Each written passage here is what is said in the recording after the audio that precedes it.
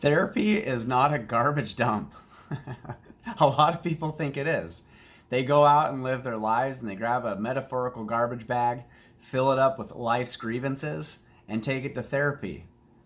And then they let it all out. They tell their therapist about all that's happened.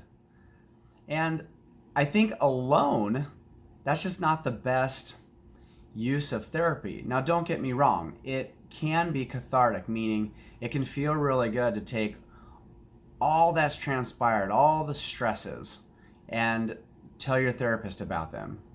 But again, alone, dumping only goes so far. The purpose of therapy is to transition from a negative state, outcome, or result that you don't like, and change it or transition to an emotional result that you do like. So we want to go from pain and suffering to peace and joy, usually. And in order to do that, dumping alone is not going to work, because dumping alone is only talking about the problem.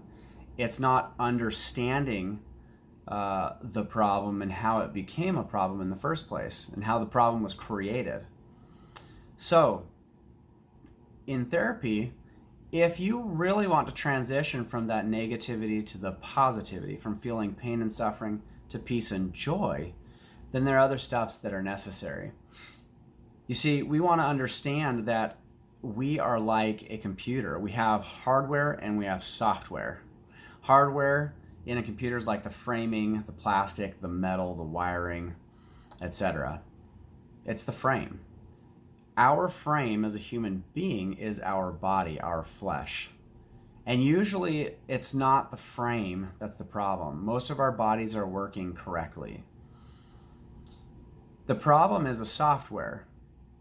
So on a computer, the way a computer runs is that you have to put coding on it, and then once you enter coding or download coding onto a computer, then it does everything it's supposed to. For human beings, we also download coding. We learn from our environment, the people in our environment, and all of our experiences. And that creates how we think, how we believe, and the perspectives we use to interpret our lives. And if we don't understand our thoughts, our beliefs, and our perspectives, and how they create emotion, then how are we going to change emotion? In essence, we can't. So therapy is all about learning how emotions are created, whether negative or positive. And therefore, we need to be able to identify our thoughts, our beliefs, and our perspectives. We need to be able to see the results that they're producing, the emotional results. And then we have to learn skills that actually apply.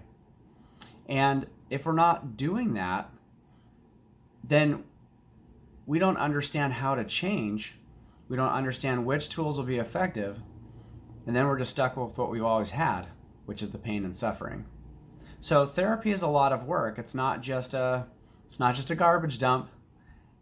It's a place, it's kind of like school. It's a place for you to learn about your emotions so you understand how they work, the tools that help to change them, and to change your software so that you can produce positive results like peace and joy.